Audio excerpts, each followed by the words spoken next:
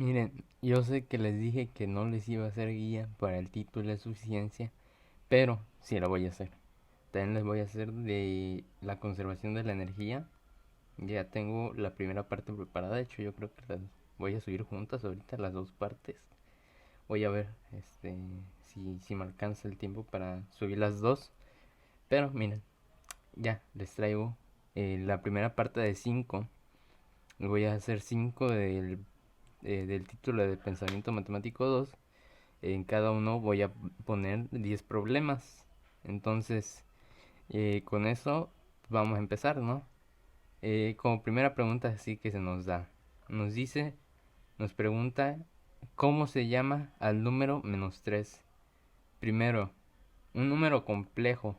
Debemos de ver que es un número complejo. Un número complejo se compone así, miren, de la forma A más B por I, donde A es un real, donde B también es un real y I es el número, la unidad imaginaria que equivale a la raíz cuadrada de -1. Entonces, un número complejo pues no puede ser. Y entonces, si vamos acá, ay, nos dice también, nos da la opción de que sea un número imaginario. Pero un número imaginario pues es un número que contenga a la parte y a la unidad imaginaria, que equivale a la raíz cuadrada de -1. Y pues aquí esto no tiene una parte imaginaria, no está conformado de esa unidad imaginaria. Y un número racional, pues es un número que se compone de la forma P entre Q, donde P y Q son reales, ambos son números reales. Miren, o sea, normalmente se le entiende como una fracción.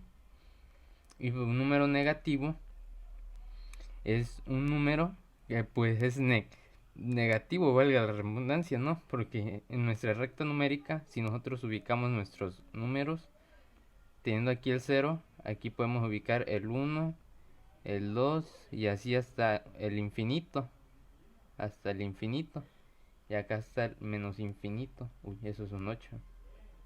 Ahí está. Entonces aquí podemos ubicar lo que es el -1 y el -2. Entonces, había mencionado antes lo que eran los números reales. Entonces, te voy a volver a explicar. Un número real es cualquier número que se encuentra dentro de esta recta numérica, en donde se contienen los números racionales, irracionales, los números negativos, que son de para acá, los números naturales, que son los positivos, pero que no son fraccionarios ni con ningún decimal. Una mejor manera de definir a los naturales es como un número que nos sirva para contar cosas exactas. Por ejemplo, puedo decir tengo una mesa, tengo 4 sillas y así. Tengo 6 lápices. Ese tipo de números que me sirven para contar ese tipo de cosas se les considera los números naturales. Y pues está el cero, que pues puede depender del autor si lo considera natural o no. Y pues eso es lo que comprende a un número real. Y dentro de estos pues te digo que se contienen los negativos, en el cual justamente es un número que es menor que cero, que justamente coincide con el número que nos están preguntando, siendo aquí, inciso C, un número negativo. Ahora vamos acá con esta parte de acá que nos dice relaciona la expresión aritmética con su propiedad de la multiplicación. Fíjate, si empezamos con lo que es la parte, mmm, ¿por dónde lo podemos empezar? Por la asociativa, que me cuesta vocalizarlo. Es que si nosotros tenemos esta propiedad asociativa, es que si nosotros tenemos un número A por B por C, esto yo lo puedo escribir como A por B y todo esto por C, o como A por B y todo esto por B por C, fíjate, o como eh, A por C y todo esto por B. O sea, cualquiera de estos lo puede escribir de esta manera, este número. Pero aquí no se nos da esa propiedad. Entonces esa no puede ser. Entonces ahora te fijas acá en la propiedad distributiva. Mira, la propiedad distributiva, ¿en qué consiste? En que si yo tengo un número, una expresión más bien, de la forma A por B más A por C, esto lo puedo escribir de la manera de A que multiplica a B más C. Esa es la propiedad distributiva, pero justamente tampoco coincide con la propiedad que nos está preguntando, entonces esa tampoco puede ser.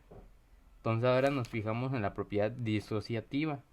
¿En qué consiste la propiedad disociativa? Fíjate, aquí están, ahí está, fíjate, que si tenemos un número A por B y que esto es igual a un número C, pero nosotros sabemos que B es igual a un número D por E, entonces podemos decir que A por D por E debe ser igual a C. Esto es la propiedad disociativa de la multiplicación, pero tampoco coincide con lo que nos está preguntando, por la propiedad que nos pregunta. Entonces tampoco es, y vamos con la propiedad conmutativa, que nos dice que quitemos un número A por un número B. Entonces esto lo podemos reescribir como un número B por un número A, que coincide con la famosa expresión de el orden de los factores no altera el producto. Y si te fijas aquí, esta propiedad de multiplicación coincide justamente con la que te estoy planteando, que es conmutativa, que corresponde al inciso A. Y aquí en la 3 nos pregunta cuál fue la primera civilización que usó los números racionales. Aquí yo no me meto mucho en esto, es otra cosa, ya mucha teoría, no me gusta a mí esta parte. Pero les puedo decir de que aquí la primera civilización que usó la notación de los números racionales con fracciones simples donde los numeradores y denominadores eran positivos fue la civilización egipcia. Entonces esta fue la civilización que usó los números racionales, que la usó por primera vez. Entonces mira, con el 4 ya eso va a ser una operación aritmética. Entonces, para elaborar una operación aritmética, lo que primero hacemos es identificar este menos. Y que de aquí a aquí vamos a realizar primero esta operación y acá también primero esta. Entonces lo separamos con un paréntesis para indicar aquí que vamos a hacer primero esta operación. Entonces hay que recordar cómo funciona la jerarquía de operaciones. Que primero vamos a realizar lo que está adentro de los paréntesis y después vamos a realizar, en este caso, divisiones y multiplicaciones de izquierda a derecha. Entonces si lo realizo de izquierda a derecha, me tengo que realizar primero 18 entre 3, que me da 6, y esto lo multiplico por 4. Y acá, de izquierda a derecha también, entonces 54 entre 6 es 9, y lo multiplico por 5, que acá ya estaba.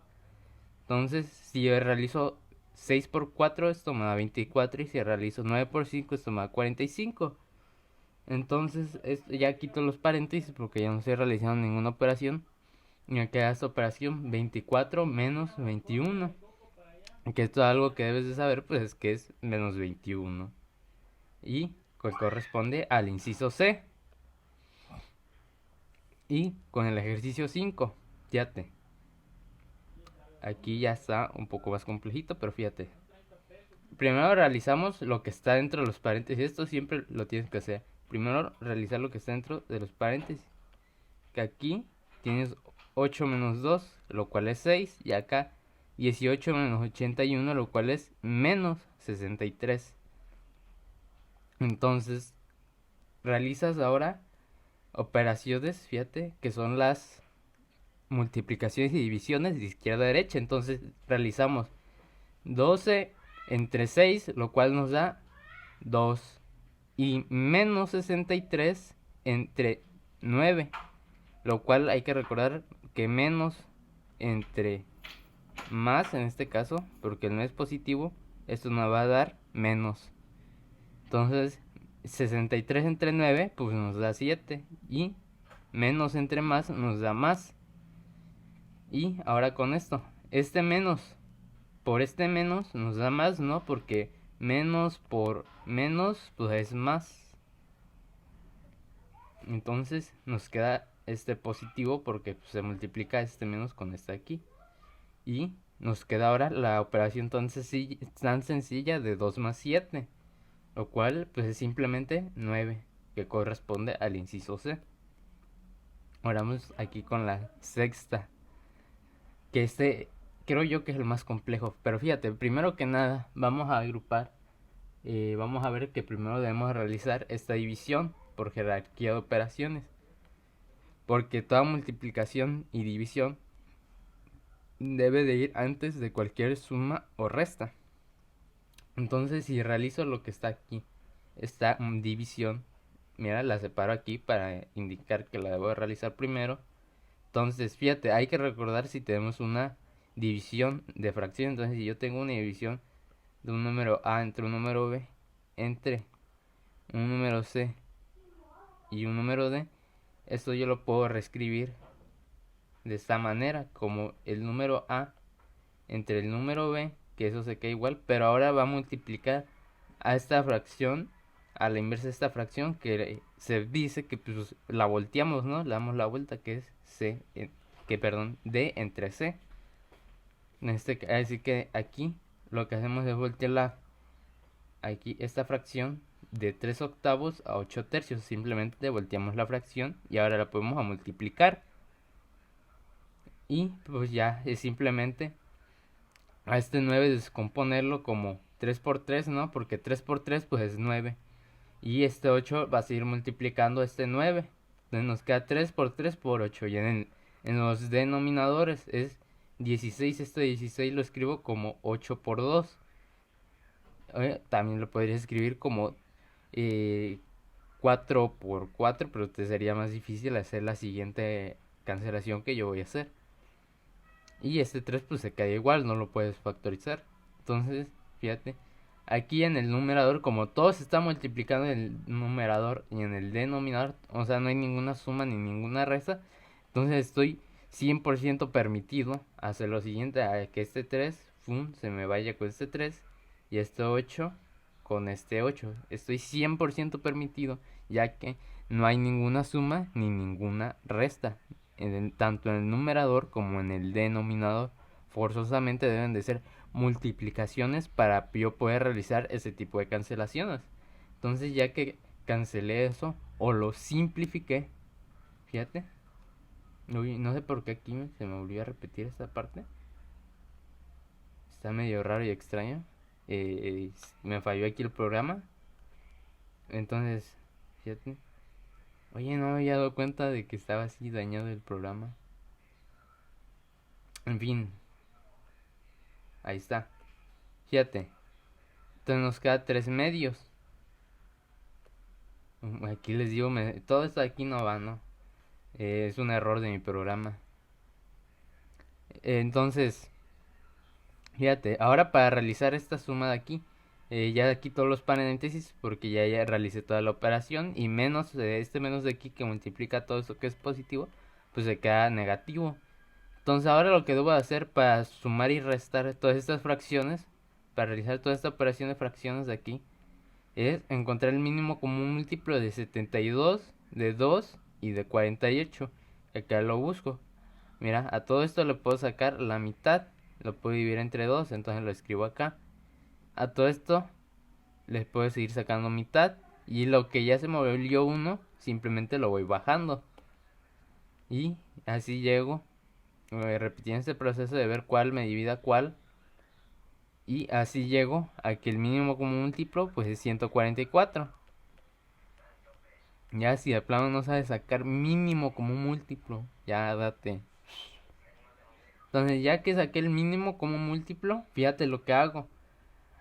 Debo dividir a 144 entre cada denominador para saber por qué número lo tengo que multiplicar inteligentemente. En este caso si divido 144 entre 72 me da 2.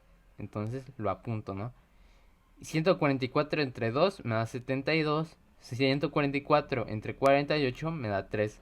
Entonces fíjate, ahora lo que voy a hacer es que a cada fracción la debo de multiplicar por 1. Pero este 1 inteligentemente lo voy a ver en este caso como 2 por 2, ya que es lo que me dio el 2 de dividir 144 entre 72. Para que de esta manera yo pueda dejar a todos con denominadores iguales. Entonces si hago esto en todos, este mismo paso en todas las fracciones, todas me van a quedar con un denominador de 144. Y ahora sí puedo realizar la siguiente operación, que es juntar todos los denominadores en uno solo y operar el numerador. Y en este caso, si opero 10 menos 16 menos 15, me da menos 21. Y para que se vea más nice, le puedo dejar el menos acá, a un lado de la fracción. Y me queda esto aquí, que es 221 entre 144, que no se puede simplificar más. Entonces esto corresponde al inciso D. Fíjate, ya vamos con el séptimo. Entonces aquí aplico una matacuijas, porque veo que el 3 y el 2 pues son números primos, entonces no tienen un mínimo común múltiplo como tal, aparte del 1. Entonces lo que puedo aplicar es una matacuijas, que sería multiplico cruzado, lo pongo aquí, y le resto la otra multiplicación cruzada, y lo divido todo entre los denominadores que se multiplican. Este por este, ¿no? Entonces aplico tu famosa matacuijas. Entonces, si realizo 4 por 2, me queda 8. Y 1 por 3 es simplemente 3. Y esto aquí, fíjate, 8 menos 3 pues es 5. Y aquí nos queda una división que la puedo cambiar a multiplicación si volteo la fracción. Entonces, una vez que volteo la fracción, esta división pasa a ser multiplicación. Y ahora sí puedo realizar así. Ahora sí puedo realizar multiplicación y división de izquierda a derecha. Entonces, como esto aquí estoy realizando multiplicación y división de izquierda a derecha, ¿no? Entonces, esto de aquí lo voy a realizar antes de esta resta de aquí. Entonces, este 6 que está dividiendo con esta que está multiplicando, pum pum, se nos van. Y nos queda simplemente 7 quintos. Y como también 4 y 5 no tienen un mínimo como múltiplo, además de 1, puedo aplicar directamente matacuijas, que sería este aquí multiplicar cruzado, ahí está, y le resto la otra multiplicación cruzada y lo divido entre los denominadores que se multiplican. Entonces 5 por 5 pues nos da 25 y 7 por 4 nos da 28 y 25 menos 28 es simplemente menos 3. Y para que se vea más nice esto, este menos lo bajo acá a un lado de la fracción. Y pues esta fracción de aquí no se puede simplificar más, por lo cual nos queda menos 3 veintiavos, que corresponde al inciso D. Entonces ahora vamos con el ejercicio 8. Aquí, ¿qué es lo que se puede hacer? Fíjate, primero que nada agrupo aquí y agrupo acá, esto de aquí y esto de aquí, para indicar que voy a realizar las operaciones adentro primero. Entonces fíjate, para realizar esta multiplicación es simplemente lo que no está fuera de la raíz se multiplica normalmente. Y algo que debes de tener en cuenta es que si yo tengo por ejemplo 5 raíz de 10, aquí aunque no se escriba un símbolo que nos indique que se está multiplicando, debemos de entender que es 5 que está multiplicando a raíz de 10. Ahí está. Entonces si tenemos a 5 que multiplica a raíz de 10 y acá una raíz de 5, entonces todo lo que iba adentro de las raíces se debe de multiplicar entre sí, y lo que no viva dentro de raíces se multiplica aparte. En este caso pues te digo, este 5 por este 6 se deben de multiplicar afuera de la raíz, y 10 por 5 se multiplican adentro de la raíz. Y acá lo mismo, este 3 por este 2 que no están adentro de la raíz se multiplican acá afuera, y los que están adentro de las raíces se quedan adentro de las raíces pero multiplicándose. Esto solo pasa cuando es multiplicación, porque si fuera suma esto no se pudiera hacer. Entonces este 5 por 6 pues nos da 30, entonces ahí sí lo dejo. Pero fíjate lo que tengo que hacer adentro de la raíz. es a este 10 verlo como un 2 por 5. O sea, voy a factorizar al 10 como 2 por 5. Y acá también, este 10 también lo factorizo como 2 por 5. Y pues 3 por 2 nos da 6. Entonces, este 5 por 5, ¿saben a qué es igual? A 5 al cuadrado. Y 2 por este 2 me da 2 al cuadrado, que está multiplicado con 5. Entonces, todo lo que tenga cuadrado, si va dentro de una raíz, puede salir de la raíz a multiplicar a lo que no está adentro de la raíz. Entonces, este de aquí sale de la raíz, pero sale sin su cuadrado, sale simplemente como 5.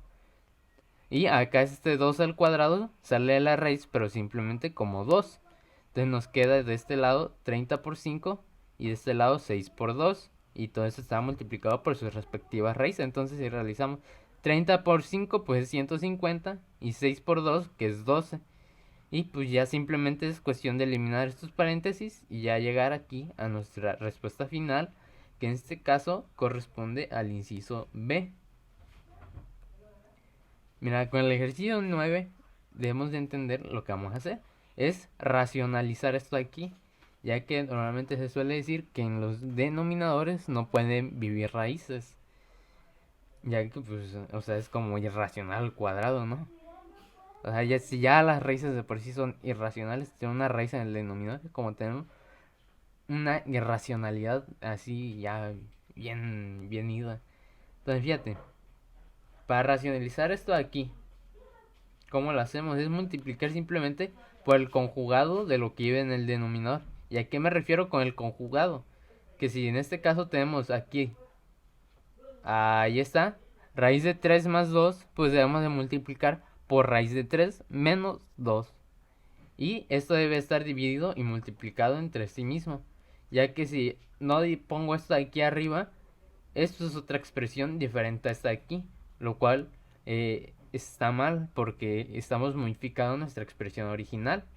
Pero al nosotros multiplicar y dividir entre esta cantidad inteligente, es como esto de aquí es 1, ya que todo número dividido entre sí mismo es 1. Y hay que recordar que el 1 es el elemento neutro de la multiplicación. Entonces, si realizamos esto de aquí, fíjate, multiplicamos 5 por todo esto de aquí, entonces nos queda de esta manera, indicando con paréntesis. Y abajo nos quedan binomios conjugados, que te digo que es simplemente tener la misma expresión pero con este signo cambiado. Fíjate.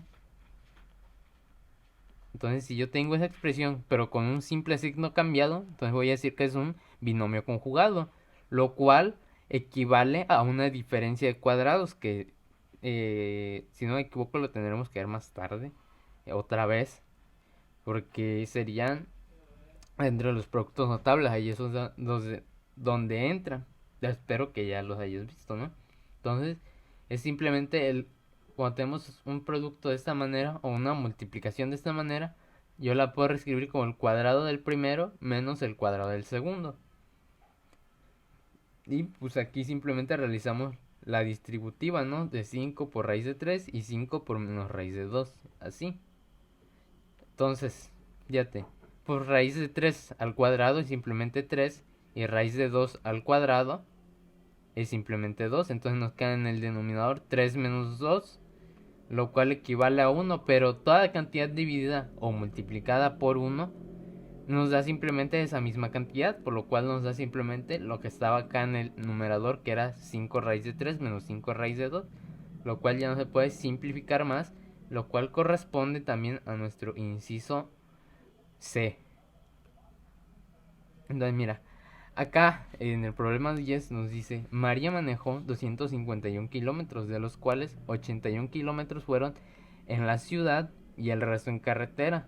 Su automóvil tiene un rendimiento de 9 kilómetros por cada litro que gasta en la ciudad, pero en la carretera consume, recorre 17 kilómetros por cada litro que consume. Y nos dice que si un litro de combustible cuesta 19 pesos, pues cuánto le costó el viaje en total. Entonces, para esto debemos de encontrar la distancia que recorrió en carretera, que es simplemente a la distancia total restarle la distancia que recorrió en ciudad, lo cual nos dice que entonces la distancia que recorrió en la carretera fue de 170 kilómetros. Entonces hay que entender lo que nos da los datos. Entonces yo debo de saber que la distancia que recorre el auto entre el rendimiento de la gasolina nos va a dar la gasolina que esto usó. Es decir, que si yo tengo la distancia kilómetros entre kilómetros litros, esto nos va a devolver los litros que gastó en esos kilómetros. De hecho lo puedes comprobar, ¿no? Porque pues puedes aquí aplicar una herradura y te va a subir el litros y estos kilómetros se van a simplificar entre sí y vas a darte cuenta de que pues esto es cierto. Entonces, para sacar la cantidad de litros es simplemente la cantidad que recorrió en ciudad entre el rendimiento que su carro tiene en ciudad. Que bueno, te dice que recorrió 81 kilómetros en ciudad y que en la ciudad tiene un rendimiento de 9 kilómetros litro. Entonces, si realizamos esta operación, nos queda 81 entre 9, lo cual es 9. Y pues las unidades se simplifican, te dije, ¿no? Los kilómetros con los kilómetros y los litros suben. Nos queda 9 litros. Y lo mismo con lo que hizo en carretera, que calculamos acá que era 170 kilómetros lo que recorrió en carretera. Y el problema te dice que en carretera el automóvil tiene un rendimiento de 17 kilómetros litro. Entonces si nosotros dividimos 170 kilómetros entre 17 kilómetros litro, nos da 10 litros. Entonces para encontrar la cantidad de gasolina que gastó entre todo el viaje, debemos de sumar lo que gastó en la carretera más lo que gastó en la ciudad, lo cual nos da 19 litros. Entonces si yo multiplico la cantidad fíjate, el precio de la gasolina es 19 pesos por cada litro. Entonces si yo multiplico la cantidad de 19 pesos por cada litro por la cantidad de litros que gastó, me va a dar, en este caso, la cantidad de litros, perdón, uy, se me olvidó, lo que le costó, ¿no? Toda la gasolina. En este caso, pues podemos decir, como nos dice el problema, que cada litro de gasolina cuesta 19 pesos, entonces lo interpretamos como pesos litro. Y que por cada... en que gastó 19 litros entre todo el viaje. Entonces, si realizamos esta multiplicación, pues estos litros con estos litros se nos van. Y nos queda 19 por 19, lo cual es 361. Y nos queda de unidades simplemente pesos. Entonces, así concluimos que la respuesta a este problema es simplemente 361 pesos.